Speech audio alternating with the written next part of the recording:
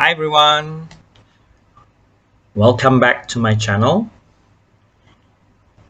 In this session, I'm going to talk about some important terminologies and definitions related to the CISSP. Now, I believe that this topic is pretty important for those who want to take the real CISSP exam. As part of the exam preparation, I would like to discuss about this topic. Uh, since this topic is really emphasized on the you know important terminologies and definitions that you might find pretty hard for those who are quite new to the CSSP CBK domains. All right, let's get started. Important terminologies and definition. Now, this is actually related to the CSSP glossary. The glossary means that the CSSP has a specialized list of terminologies and definitions. So the glossary itself is a list of important terminologies and definitions you might find in many of the topics or domains discussed in CSSP CBK. So to help the students or the participants to understand about the terminologies and definitions, especially if you're dealing with very hard questions that are focusing on testing your knowledge about these terminologies and definitions. So based on my experience, understanding these terminologies and definitions would really help and assist the students or the participants or even the candidates to master the exam questions. And excuse me, without knowing the terminologies and definition, it is strongly believed that we might perhaps lost in translating and or comprehending the questions given by IC square. Okay, now let's have a look at the first one. By the way, some important terminologies and definitions that I'm talking about here is just consist of several selected or some selected terminologies or definitions I would say. Now the first one is about aggregation. Sometimes you find this terminology and you don't really know the meaning of this aggregation. Yeah, so the first terminology here is aggregation.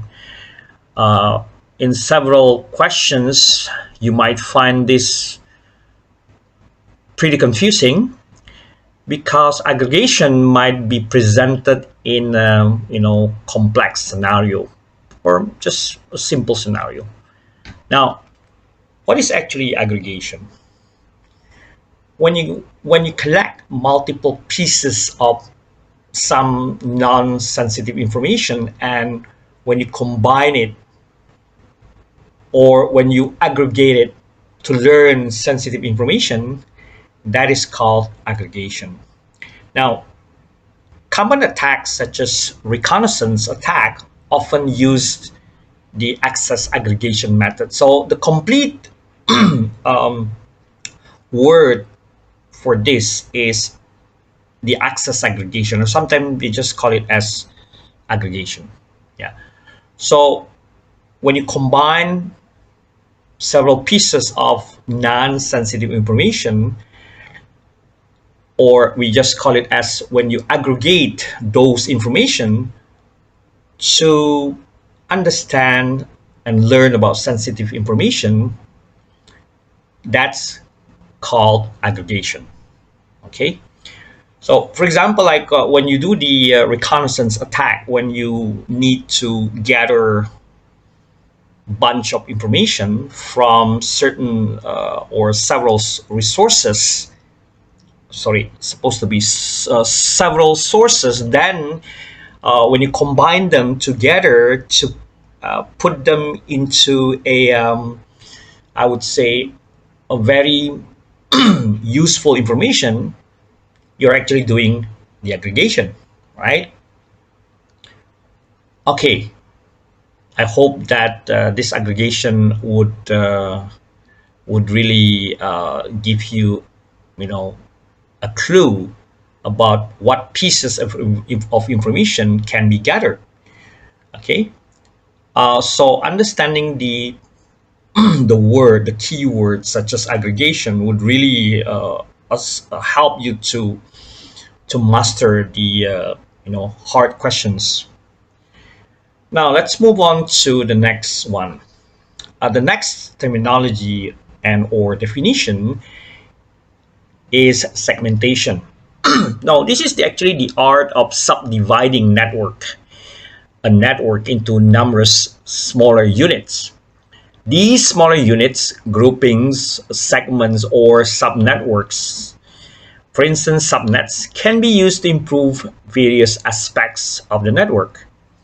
And then segmentation can also boost the performance, reduce congestions, and even some other problems such as compartmentalization, communication problem, or even broadcast storms that might happen in your flat network, and also provide improvements through the traffic isolation. Most common method used by many enterprises or organizations are actually to create smaller segments so that they can easily manage those segments rather than managing a very large flat network. Yeah. So when you find these important keywords such as this segmentation, you will need to think about dividing dividing a flat network, a huge network, into smaller units. That's the segmentation. Now let's move on to another key terminology and or definition, known as compartmentalization. Yeah. Apologize for my wrong pronunciation maybe. Yeah. So this compartmentalization is a non-hierarchical grouping of sensitive information used to control access to data more finely than with the hierarchical security classification alone. So the isolation of the operating system, user programs, and data file from one another in the main storage to protect them against unauthorized or concurrent access by other users or even programs. Also, the division of sensitive data into small isolated blocks to reduce risk to the data.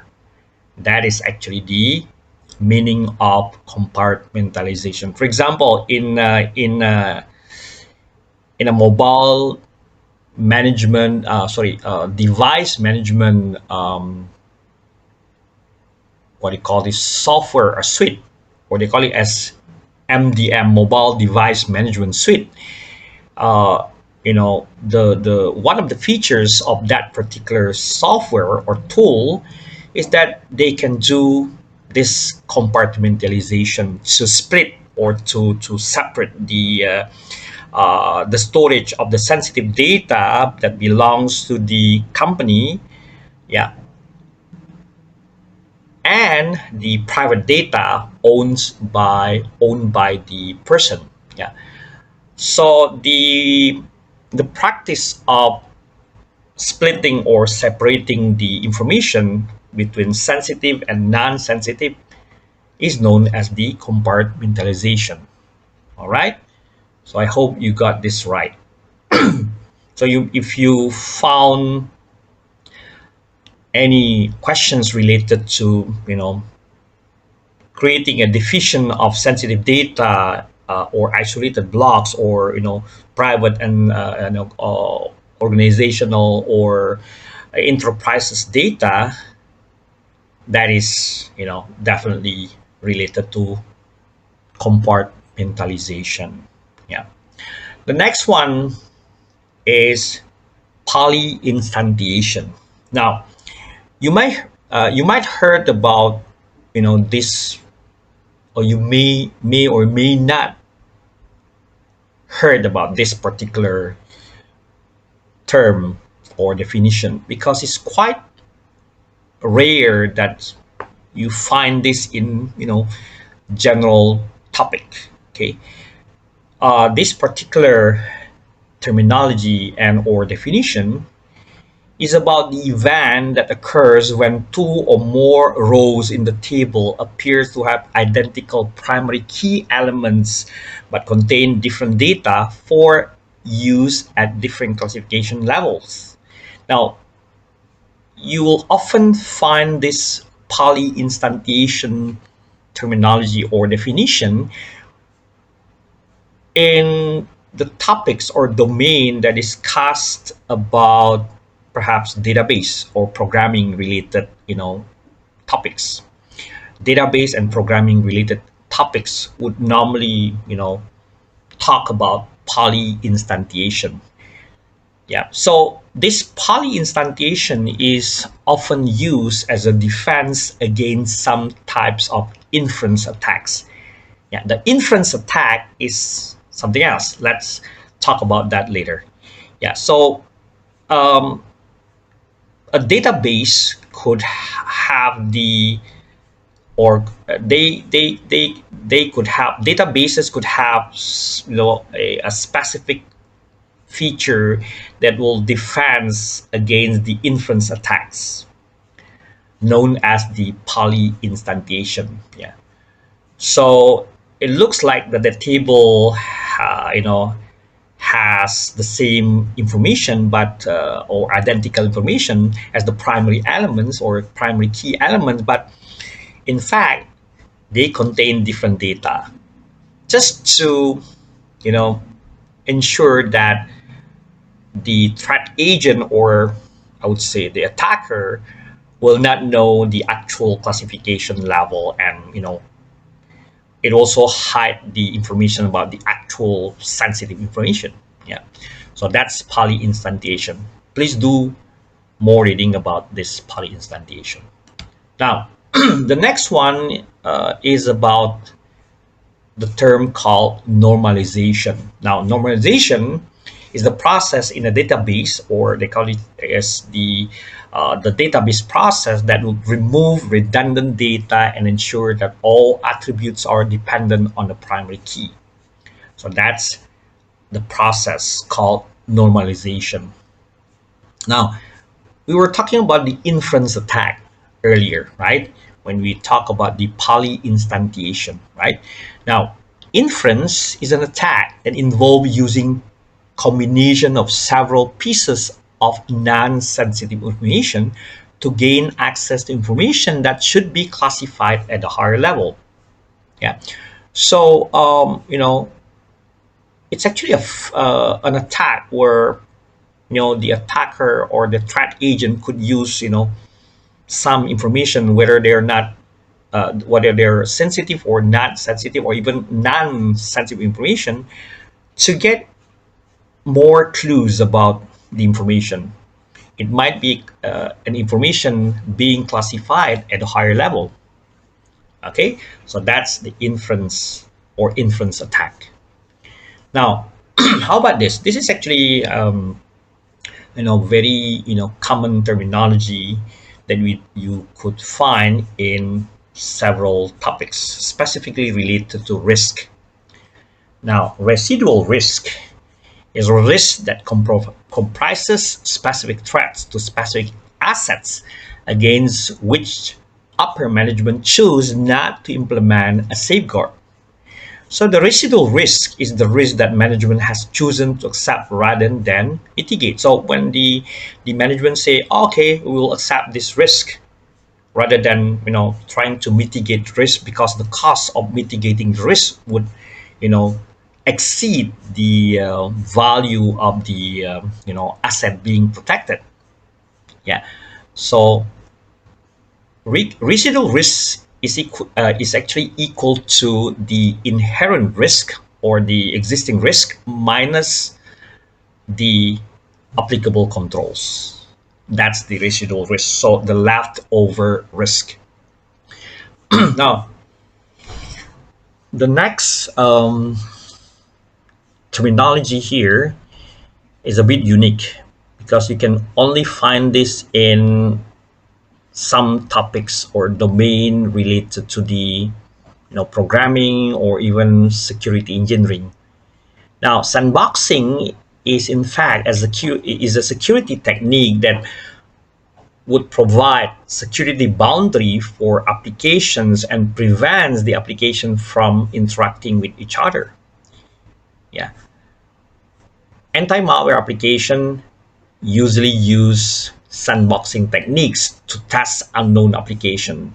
You have the application displays suspicious characteristics or behaviors.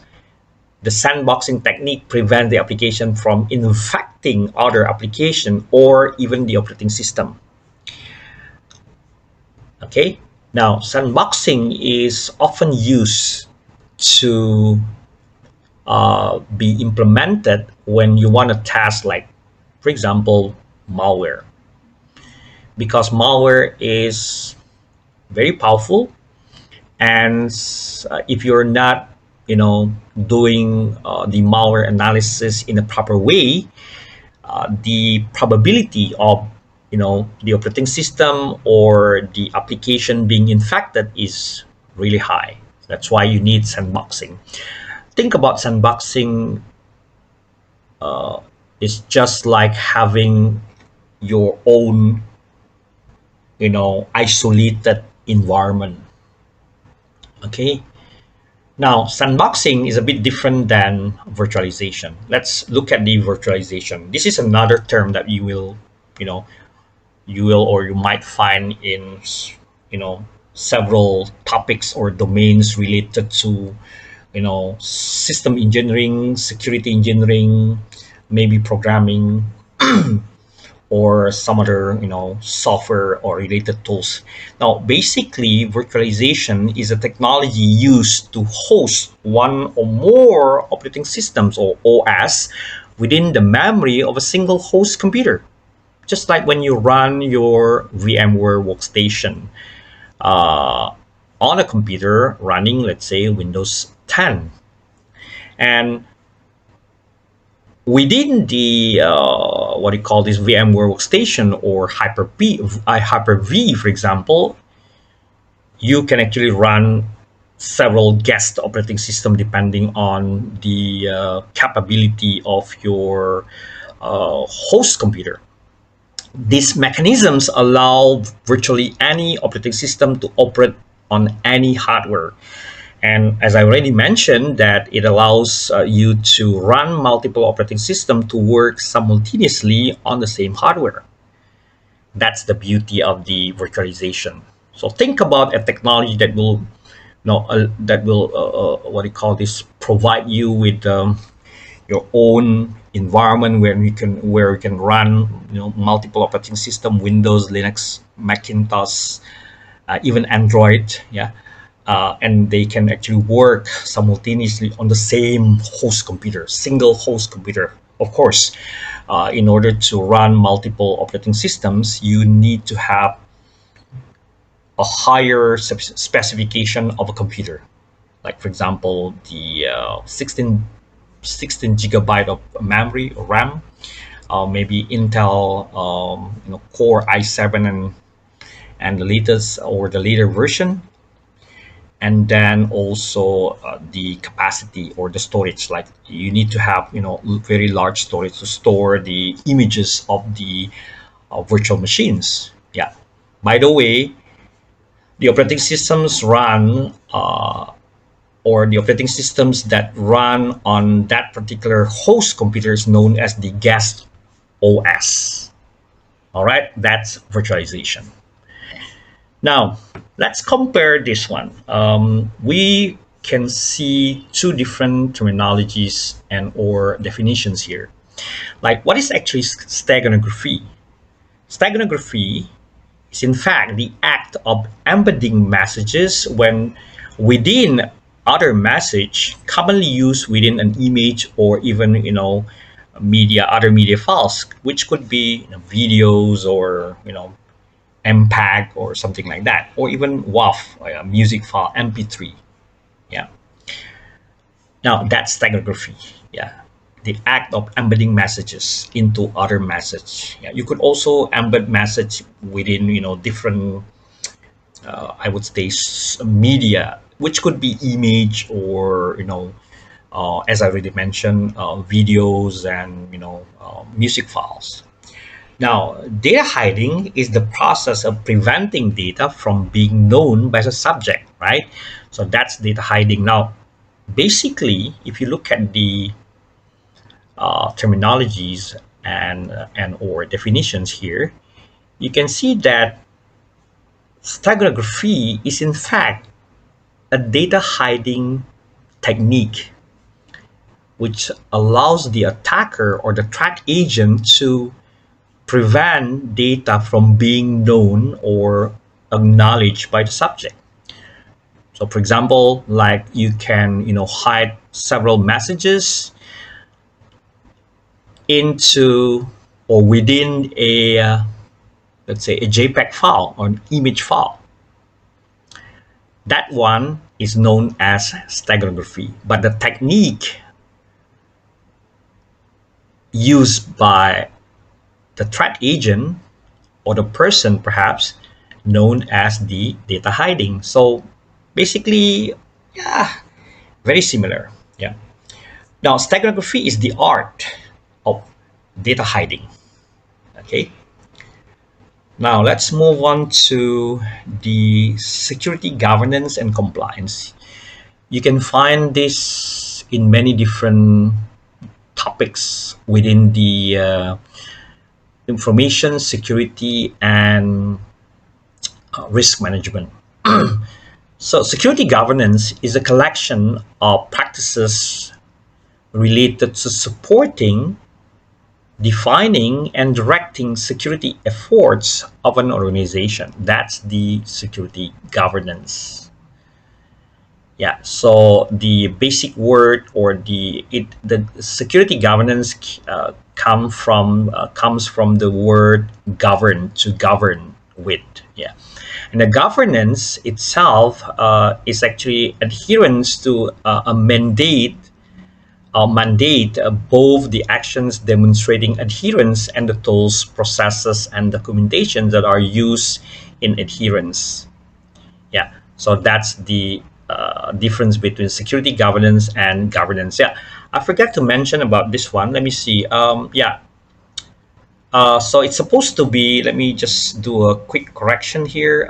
Supposed to be compliance. Yeah. Yeah. So basically, compliance, it's supposed to be security governance versus compliance. So security governance is about the practices, while compliance is about adherence to a mandate, like, for example, the policy, organizations or enterprises policy or policies. Both actions demonstrating adherence and the tools, processes, and even documentations that are used in adherence. Compliance comes from the word to comply with, right? So compliance normally, compliance is being used or usually being used in pair, or I would say sparingly, with the security governance. So when an organization is having the practices being implemented, let's say policy implementation, supporting the policy implementation, defining, directing security efforts, like having information security programs, that one would be, I would say, checked or validated by using the compliance, just to ensure that all of the information security practices, which includes supporting, defining, and directing the effort, uh, are being implemented in the organization. To validate security governance, we normally use the compliance as the basis to validate. Excuse me, I'm having a problem with my throat. Yeah. Anyway, so that's actually, so one is about the governance, to govern with the policies, procedures, standards, while compliance is more about those validating whether those policies, procedures, standards are being followed by the organization and by the individuals and persons in the organization. I hope that explains. Now, how about this, um, you know, terminologies and or definitions like due care versus due diligence? Due care is the steps taken to ensure that assets and employees of the organization have been secured and protected, that the upper management has properly evaluated and assumed all unmitigated and transferred risk. So it's actually the basic steps, yeah, about, let's say, protecting the asset. Now, due diligence is actually the extent to which a reasonable person will endeavor under specific circumstances to avoid harming other people or property. Now, when you start creating policy or policies, procedures, guidelines, you are actually doing or implementing the due care. And the ultimate responsibility of the due care fall under the management's responsibility. Now, due care is when you extend the due care, when you do, like, uh, regular patch management, regular vulnerability management, or even like regular security assessment. You are actually implementing the due diligence, right? So that's about the due care and due diligence. Now, how about this? In some books or some articles or even resources, if you can find safeguards and countermeasures are being what do you call this, discussed as different things. But sometimes the books or these resources also talks about the differences between the safeguards and the countermeasures. And sometimes you can also find the other terminology, such as controls. Now, I have to emphasize this. Safeguards is, or they are actually anything that remove vulnerabilities or protect against one or more specific threats. Now, safeguards are normally proactive actions. For example, you develop or your organization developed security policies, set up firewalls, implement intrusion prevention system, and so on and so forth, to prepare for any cyber threats and attacks. Safeguards are proactive actions. So you need to put those controls or those measures before even an incident happens. So safeguards are proactive, while countermeasures are actions taken to perhaps patch a vulnerability or secure system against an attack. And usually countermeasures can include altering access control, reconfiguring security settings, installing new security devices or mechanisms, adding or removing services, and so on and so forth. Like, for example, you install antivirus, an antivirus on the desktop or PC or even server. Now, countermeasures are usually reactive. Why? Because usually you will need to, sometimes, the organization would have the incidents, security incidents.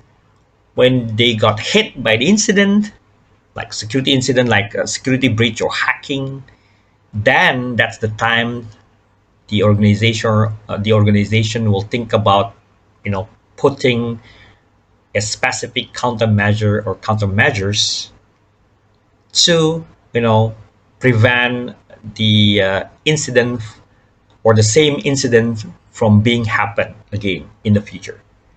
So countermeasures are reactive, while safeguards are proactive actions. Yeah. So one is they set up before the incident happened, and the other one is about setting up security measures when the incidents already happened. So keep this in mind. Okay. Now, auditors normally use security controls instead of using safeguards and countermeasures.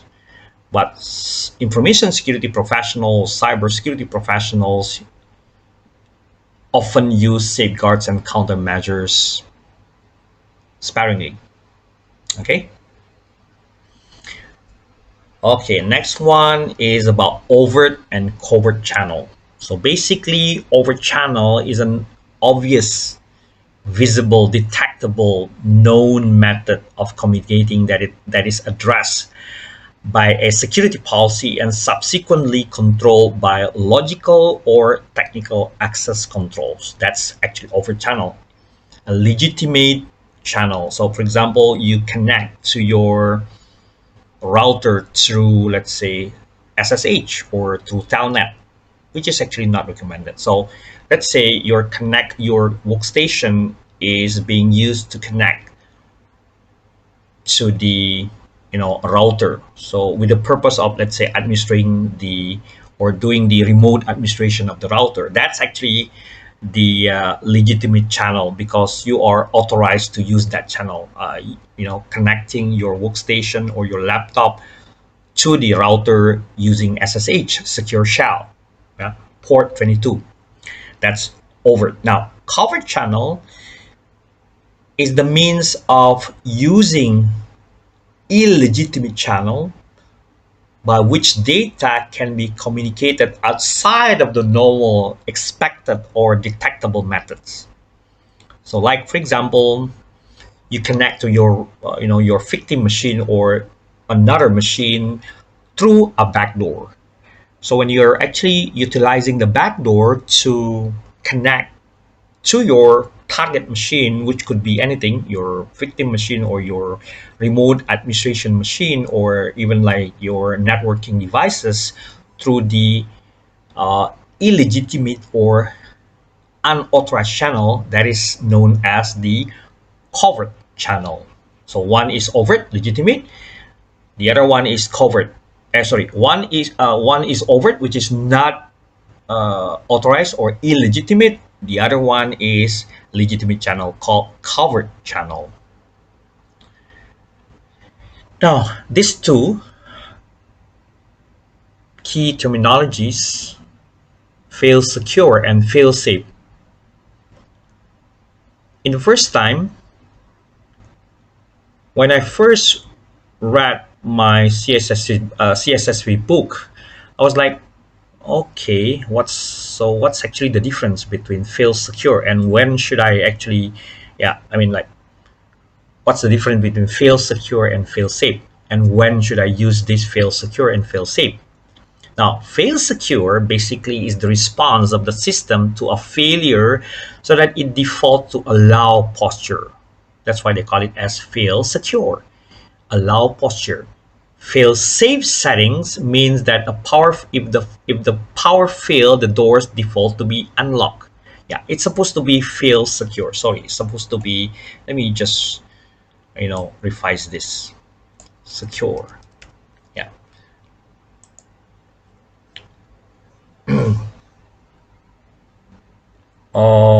Okay, so let me see. So when the response of the system to a failure to default to allow, this should be fail safe if I'm not mistaken. Yeah, let me see. Okay, so I also got confused here. Yeah, so this should be fail safe.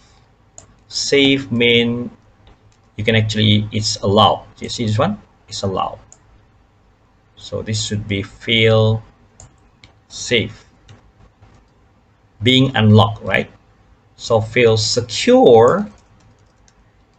Yeah, so I think this is a reverse way. So again, fail safe is the response of the system to a failure so that it defaults to an allow posture.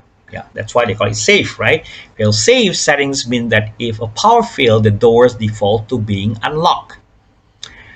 While the fail secure is the response of the system to a failure so that it defaults to a deny posture. That's why they call it secure, right? Fail secure settings means that if a power fail, the doors default to being unlocked. Yeah, I believe that I should actually, change this to a better understand the term. Yeah, the reverse one.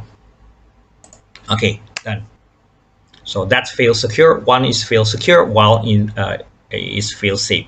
So the example of the, for example, the door, if let's say there's no electricity, there's a blackout or brownout, the door will default to being locked. Yeah. While the example of the fail safe is, think about the emergency exit during the perhaps fire incident. Yeah, the default setting for that particular door, the door is being unlocked. Yeah, so that's actually the fail secure and fail versus fail safe. Now, to get more information about what are the most important terminologies and or definitions, you could actually go and check the references here, the link. Yeah, like CSSP student glossary, the sunflower CSSP glossary, flashcard machine glossary, and by the rededit.com. Yeah. So as the candidate, prior to taking the CSSP, the real or the actual CSSP exam, I strongly believe that you will really need to understand the concept in terms of understanding the definitions and terminologies. I would say terminologies and or definition, because sometimes they are just definitions and some are terminologies. Yeah.